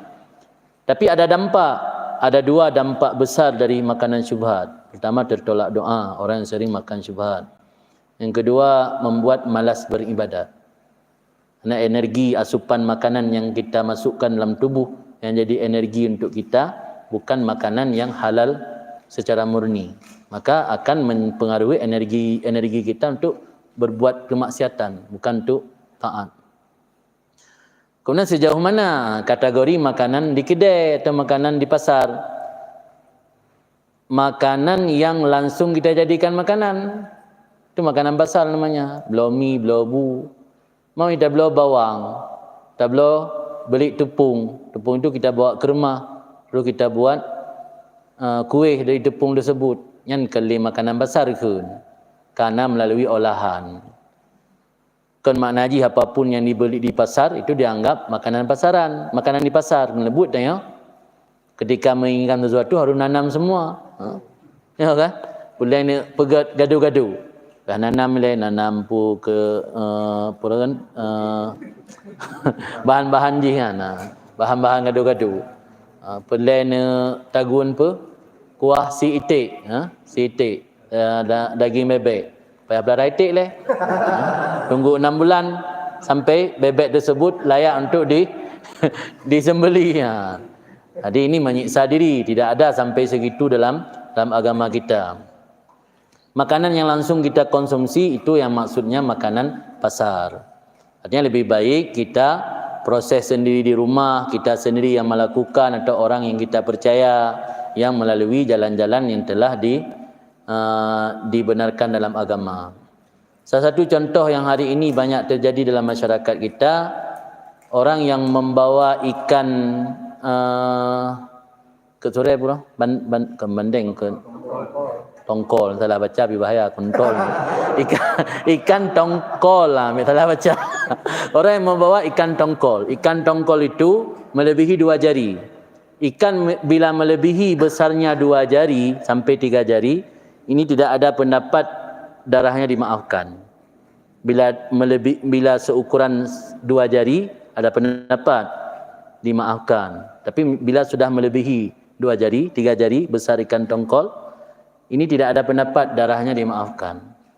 Terus kita bawa kepada tukang buat mie. Di sana apakah dia menyucikan dengan cara syar'i? Menyucikan cara syar'i tahu bagaimana? Menyucikan dengan cara syar'i, airnya harus didatangkan. Jangan air dijadikan tempat datang. Maksudnya kita pegang benda yang kena najis, kemudian kita ambil air kita tuang. Itu baru hilang najis tersebut.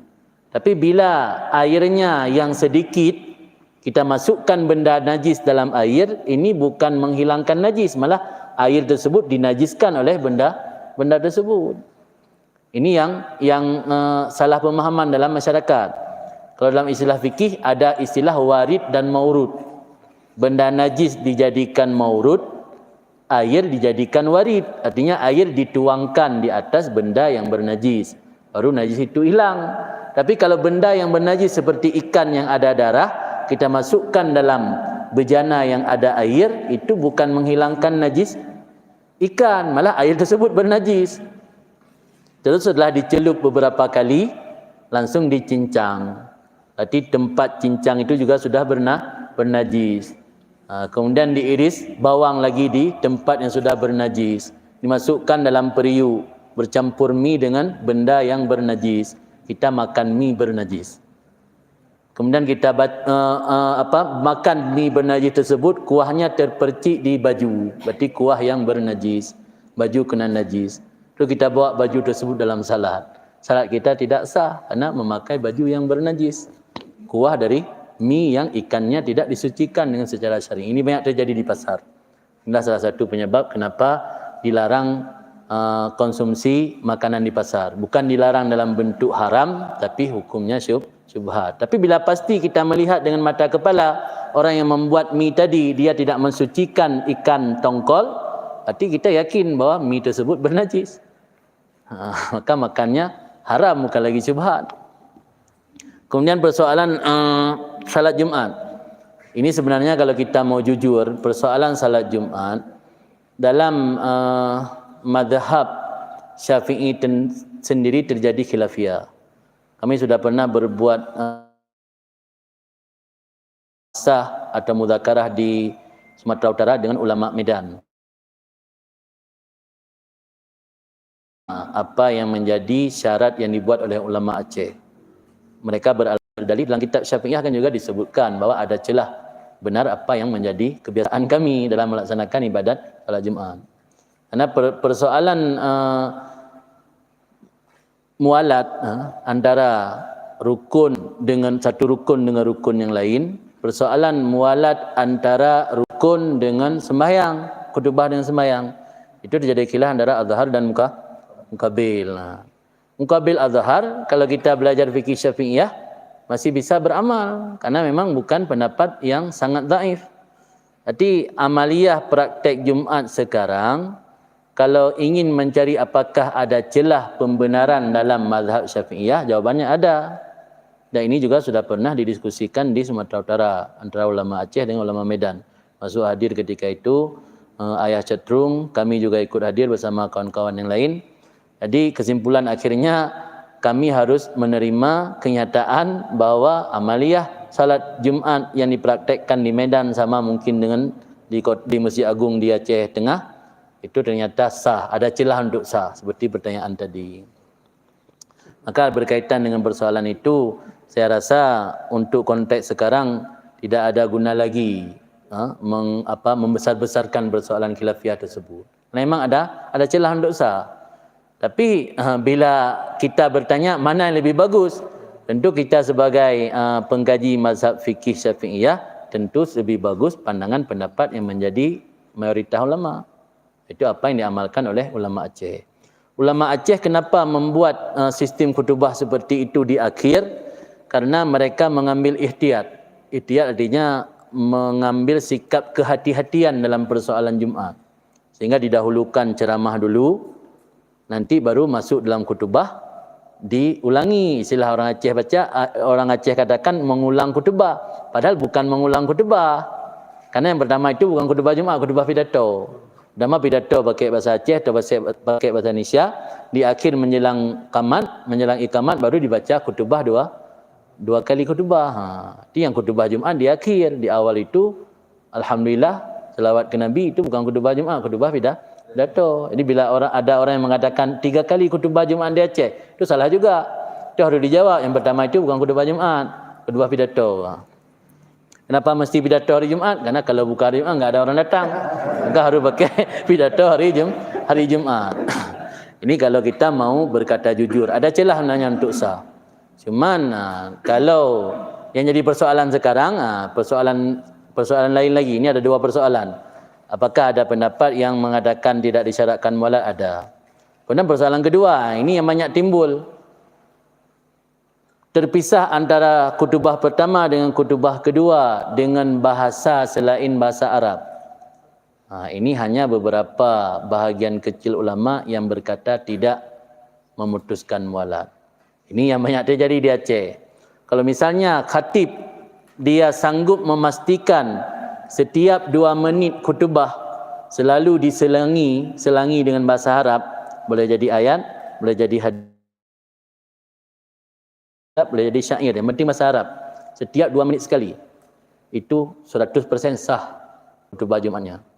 Karena pasal selang antara satu rukun khutbah dengan rukun khutbah yang lain tidak boleh melebihi kadar salat 2 rakaat. Orang kalau salat 2 rakaat ringkas, jangan lama baca ayat. Itu paling habis waktu berapa? 2 menit atau 3 menit. Katakanlah 3 menit. 3 menit cukup untuk waktu salat 2 rakaat. Jangan melebihi 3 menit. Kalau bisa kita pastikan, maka di Malaysia itu walau khutbahnya sama seperti di Indonesia, karena mereka pakai tag, itu bisa kita pastikan dalam setiap 2 menit isi khutbah bahasa Melayu pasti dibaca ayat, pasti dibaca hadis atau dibaca bahasa Arab. Itu dipastikan tidak memutuskan mualat. Maka celah ada. Kalau memang alergi ulang khutbah bagi sistem orang Aceh, buat aja tag. Ada tag khutbah. nanti dalam teks tersebut setiap bahasa Indonesia sudah melebihi, kalau kita baca sudah melebihi 3 menit, langsung bawa satu ayat atau bawa satu hadis atau matan kitab dalam bahasa Arab. Itu dipastikan tidak memutuskan mualat. Carana tinggal benar fikir. Memang kadang-kadang ketika kita sudah berlawanan dengan pemahaman orang, kita sengaja mengistilah Aceh kan bertidur, bahdir ke dia biar nampak kita berseberangan. Ini yang jadi masalah. Ini masalah, timbul perpecahan. Padahal kalau ingin cari celah ada.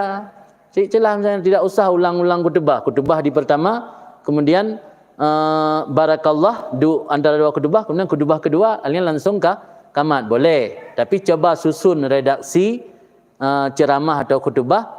Seandainya kita baca khutbah tersebut jangan melebihi 3 minit yang dalam bahasa Indonesia terus menerus. Ketika sampai menjelang 3 menit ada saja ayat Quran atau hadis yang kita bawa sebagai dalil untuk membenarkan apa yang kita sampaikan dalam ceramah tersebut. Itu dipastikan tidak memutuskan mualat. Pernah cerita Abu ketika beliau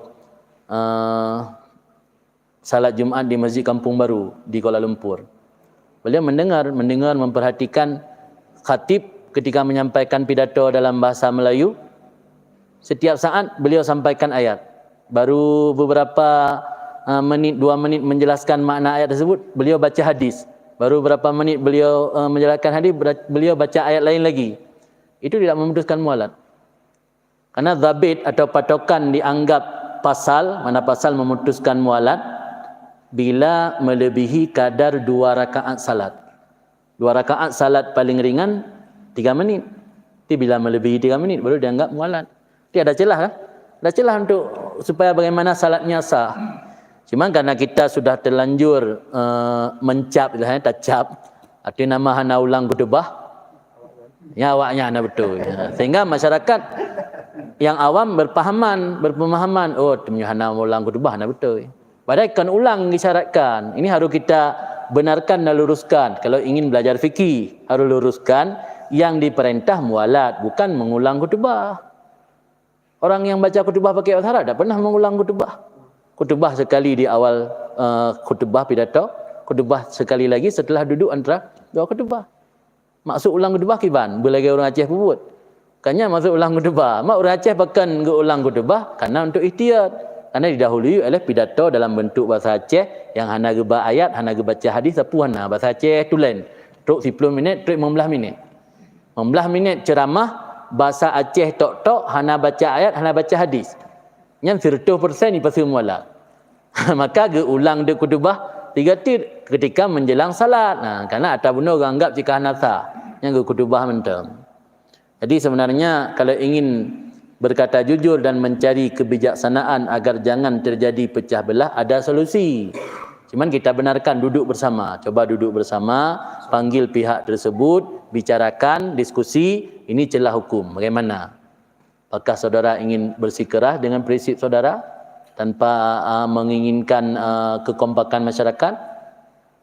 Apakah ingin mencari titik temu, ingin membuat kekompakan? Data yang perih jawaban gimana? Ya ingin kompakan, ayo mari coba atur redaksi khutbahnya jangan sampai lewat 3 menit tanpa ada bahasa Arab sama sekali. Nah celah menarjihan, nanti tinggal diskusi mentang. Maaf apa yang tak. Hana penting. Yang penting ada bahasa Arab.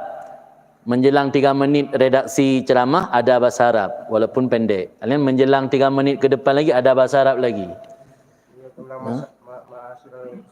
Ya sih, yang penting bahasa Arab.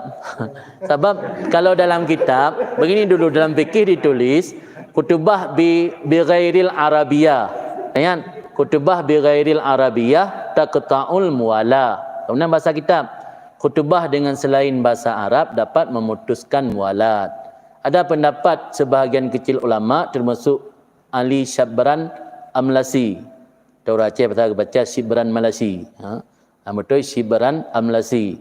Kata beliau atau Syabru Amlasi kata beliau tidak memutuskan mualat. Ada juga pendapat ulama tapi sebahagian kecil. Kalau kita ingin berpijak atas pendapat mayoritas, buat cara seperti tadi. Kita tetap khutbah pakai bahasa Indonesia, tapi usahakan jangan melebihi 3 menit ada bahasa Arab.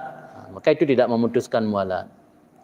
Nah celah, dan celahnya kali kaji oleh para ulama di termasuk celah yang dibolehkan. Malah abu kami pernah beliau memperhatikan kutubah di Kampung Baru Malaysia, kata beliau tidak memutuskan mualat karena oleh khatib setiap saat menyampaikan dalam bentuk bahasa Arab. Amin. Biasa penutup trip. Ya silakan. Waalaikumsalam. Mana ni? Oh, bid'ah ya.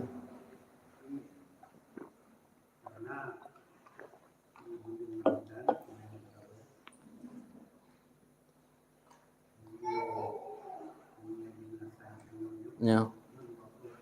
Ya, betul.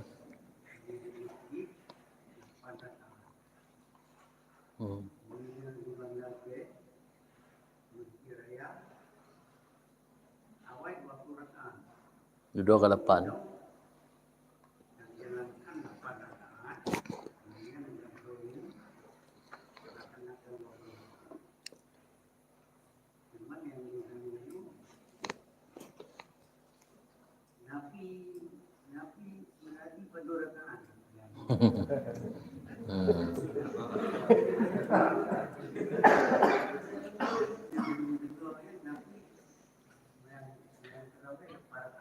Ya.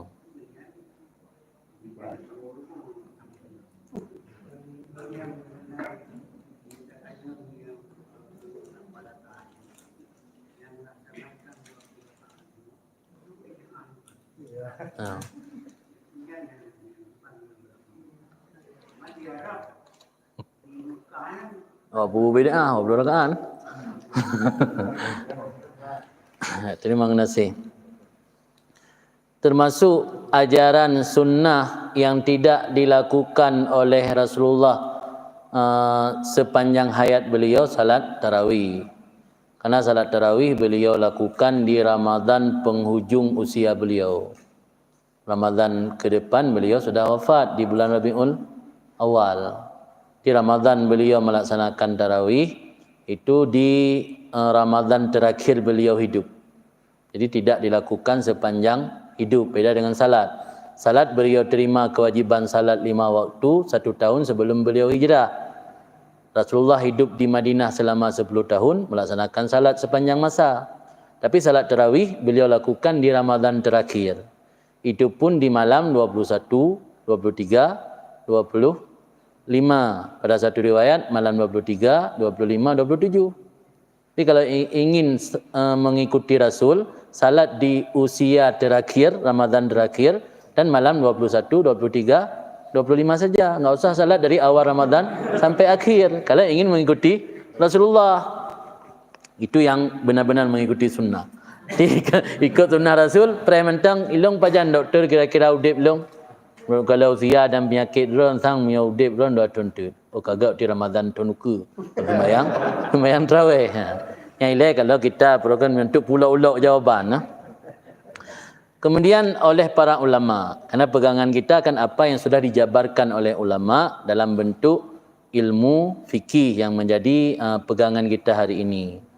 Memang benar ada 2 hadis. Ada hadis yang mengatakan sallabihim isyrina rakaatan, ada yang mengatakan sallabina samani rakaatin. Jadi ada 2 hadis. Ada hadis Nabi salat 8 rakaat, ada hadis Nabi salat 20 rakaat. Oleh para ulama, untuk dalil bilangan rakaat tarawih, para ulama tidak berpegang kepada dalil karena ada dalil yang lebih kuat ijma'. Ijma' konsensus, kesepakatan para ulama mulai dari sahabat Nabi, a'immah mujtahid, Imam Abu Hanifah, Imam Malik, Imam Syafi'i, Imam Ahmad bin Hanbal, mereka semua salat tarawih 20 rakaat. Jadi ketika bertentangan antara hadis dengan konsensus, didahulukan konsensus karena kesepakatan. Adapun hadis karena ada kontroversi, nah hadis 8, nah hadis 20. Dalam kitab-kitab fikih yang kita belajar di pondok, hadis tentang tarawih 8 atau 20 20 itu hanya dijadikan dalil berjamaah. Adapun dalil bilangan rakaat pegangannya ijma' ulama atau konsensus. Hari ini di Makkah, di Madinah juga salat tarawih 20 rakaat.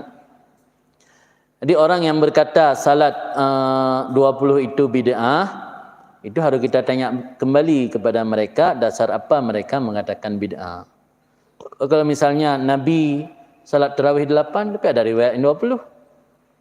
Ada riwayat 20. Kenapa tidak ada salah seorang sahabat pun yang memprotes ketika Khalifah Umar bin Khattab melaksanakan tarawih dari awal Ramadan sampai akhir dengan salat 20 rakaat, dan beliau mengkomentari sebaik-baik bid'ah adalah ini. Oh, ada orang yang beralasan karena Umar terkesan kejam, tidak ada yang berani protes. Al-Quran berkata asyidda'u 'alal kuffar ruhama' bainahum. Sahabat-sahabat Nabi itu bersikap kasar kepada orang kafir. Sesama orang mukmin ruhama', kasih sayang. Buktinya tadi ada yang komplain ketika Umar bin Khattab membuat satu aturan, ketika ada orang yang komplain, langsung beliau mencabut balik. Padahal ada persoalan baju. Mungkin menyona sahabat yang melihat langsung Nabi salat 8 rakaat, tidak ada yang berani komplain kepada Umar bin Khattab. Tadi kita baru saja membaca cerita persoalan pakai baju, persoalan sepele, persoalan adat, kebiasaan, bukan ibadat. Ada orang yang komplain, langsung Umar bin Khattab cabut balik. Seandainya benar tarawih 8 rakaat dilakukan Nabi, masa enggak ada sahabat yang hidup masa Nabi ketika Umar bin Khattab berkuasa menjadi khalifah? Pasti akan komplain. Pasti akan ada yang tunjuk tangan, Rasulullah bukan seperti itu salat 8 rakaat. Kok tiba-tiba abad ke-8 baru muncul orang yang mempermasalahkan bilangan rakaat tarawih? Apa 800 tahun yang lalu semua tidur, tidak pernah melihat realitas Nabi salat 8 rakaat sehingga tidak ada yang berani memprotes. Kemudian ada juga yang mempermasalahkan kenapa Abu Bakar tidak membuat salat tarawih berjamaah. Abu Bakar berkuasa 2 tahun. Persoalan pelik yang paling besar dihadapi Khalifah Abu Bakar ketika beliau berkuasa, persoalan orang murtad dan orang yang tidak mau membayar zakat. Karena umat Islam ketika itu masih dipengaruhi oleh ajaran-ajaran Nabi sebelum Nabi Muhammad, di mana ketika Nabi wafat ajarannya tidak berlaku lagi. Adakah ketika Nabi Muhammad wafat, umat Islam mentang dipengaruhi oleh ajaran-ajaran Nabi awal, mentang anggapan itu hanya pelele dalam Islam, Nabi kau wafat belum. Persoalan murtad, akidah, dan persoalan orang tidak mau membayar zakat, itu persoalan paling utama dihadapi Abu Bakar. Maka beliau tidak sempat memikirkan untuk salat tarawih. Tarawih yang buat sunat. Ya orang kafir je kafir itu. Orang hai tempu buat jaket dia buat fikir ke tarawih. Kalau kita tanya bunuh, orang ada hari itu sembahyang je penting hafal Quran. Itu tanya mungkin menan. Yang Abu Bakar hang gerempak fikir tanya. Maka terjadilah pengaturan salat jamaah tarawih secara berjamaah dari awal sampai habis Ramadan, sampai selesai Ramadan, dan dipisahkan jamaah perempuan dan laki-laki pada masa Khalifah Umar. Dan beliau mengomentari nikmatul bid'ah hadhihi. Jadi kalau dikatakan tarawih 20 bid'ah benar, tapi harus dijelaskan, jangan dijawab benar saja, harus dijelaskan benar. Tarawih 20 rakaat artinya tarawih 20 dari awal Ramadan sampai akhir Ramadan dengan secara berjamaah. Itu bid'ah. Karena Rasulullah tidak pernah melakukannya. Cuman ada takwilnya penjelasan yang dijelaskan oleh Qalyubi dalam kitab. Beliau mentakwil Jabir, salah seorang sahabat Nabi yang meriwayat tarawih 20 rakaat. Ada ulama mengartikan beliau terlambat datang sesudah Nabi melaksanakan 12 rakaat. Berarti yang tersisa dengan beliau 8 rakaat. Karena kalau kita jelaskan menurut kaidah ilmu saraf, shalla bina samaniya rakaatin, Nabi salat bina dengan kami. Makna ba di situ ba musahabah. Nabi salat musahabah dengan kami 8 rakaat. Tidak menafikan yang sebelumnya beliau sudah salat masbuk. Karena salat tarawih tidak pernah dilakukan sebelumnya. Di malam pertama Rasulullah melakukan, mungkin mahaba-haba kami baca. Di mahaba-haba terdengar kepada masyarakat, sehingga ada masyarakat kerana saking gemar ibadat berlomba-lomba kejap ya sembahyang. Yang didapati lirungan karena masbuk 8 rakaat yang tersisa. Itu ada juga penjelasan ulama dalam Qalyubi, sehingga untuk mentakwil hadis salla bina samaniya rakatin dengan penjelasan seperti itu karena Jabir terlambat datang. Buktinya Jabir hidup sampai Umar bin Khattab. Kalau benar salat 8 rakaat itu sesungguhnya dilakukan oleh Rasulullah, pasti Jabir salah seorang perawi hadis salat tarawih 8 rakaat akan mengkomplain kepada Khalifah Umar. Orang beralasan karena Umar orang otoriter, kejam, tidak ada yang berani. Buktinya tadi persoalan sepele, ada yang komplain langsung beliau cabut pendapatnya. Ini pengakuan Al-Quran, asyidda alal kufar ruhama bainahu. Itu alasan mengada-gada sebenarnya. Maka yang benar apa yang sudah disepakati konsensus ulama, salat tarawih itu 20 rakaat. Oh, persoalan orang yang salat 8 tidak salat pun tidak berdosa, jangankan 8. Jangan ketika malas salat menuduh salat tarawih yang benar 8, yang 20 tidak betul. Kalau anda tidak mau salat, enggak usah salat tarawih. Salat Isya saja, kemudian Ba'diyah pulang rumah tidur. Bangun nanti jelang sahur makan. Enggak usah salat tarawih. Jadi jangan mempersoalkan salat tarawih 20 yang dilakukan orang itu tidak benar, bid'ah. Yang benar hanya salat tarawih kita 8 rakaat. Karena mereka merasa tidak enak cepat kali selesai, orang lain belum pulang, kita sudah pulang, mereka memperlambat salat 8 rakaat dengan membaca ayat yang panjang. Hingga terkesan seolah-olah selesainya pun bersamaan. Di kami lama juga salat oleh 8 rakaat karena baca 1 juz 1 malam. Ini hanya alasan untuk mengada-ngada mentang majikan. Jadi dia dah cok mentang teh yang kagak sepakati oleh para ulama. Amnyon tayang guna puna riwayat 8 memang nah, tapi oleh para ulama hadis tentang riwayat 8-nya dijadikan dalil berjamaah. Adapun dalil bilangan rakaat adalah ijma' atau konsensus para ulama. Kalau rasa kajian ini karena kata lalu panjang, malam kita telat macam tengah kita telat wainahat. Sebab kamu dia kalau telat tengah 12 tapi apa dia. Jadi kajian ini mentang mudah-mudahan bermanfaat. Insya-Allah kita lanjutkan bulan ke depan masih di tempat yang sama dan dengan kitab yang sama, mungkin materinya yang berbeda. Untuk menghematkan waktu karena katelan baca Fatihah dan 3 rakaat ala hadhihi wa kulli niyatin salihah ajma'in al-Fatihah.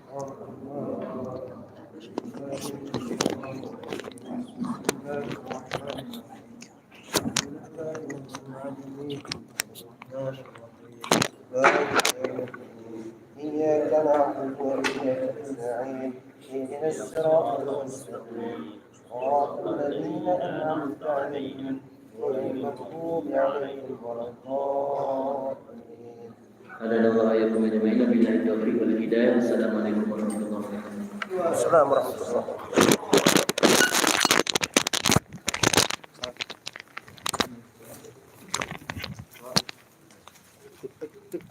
Kita minum dulu. Allahumma shalli ala sayyidina Muhammad wa ashhidil zalimin bil zalimin. Allahumma shalli ala sayyidina Muhammad wa ashhidil zalimin bil zalimin. Bulan duduk. وأخرجنا